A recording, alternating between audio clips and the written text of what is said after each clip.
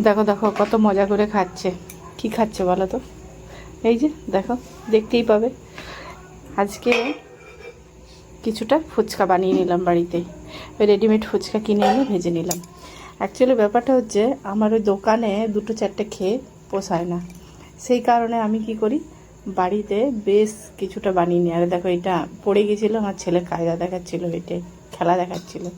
আর এখানে দেখো তেঁতুল জল রেডি করে নিয়েছি, লঙ্কা, এখানে ভাজা ধনে জিরে গুঁড়ো, এখানে পেঁয়াজ, এখানে আলু, সমস্ত কিছু। আর ঘুগনিটা একদম দোকানে যেরকম বানায় সেরকমভাবে বানিয়ে নিয়েছিলাম, একটুখানি হলুদ একটুখানি তেল দিয়ে।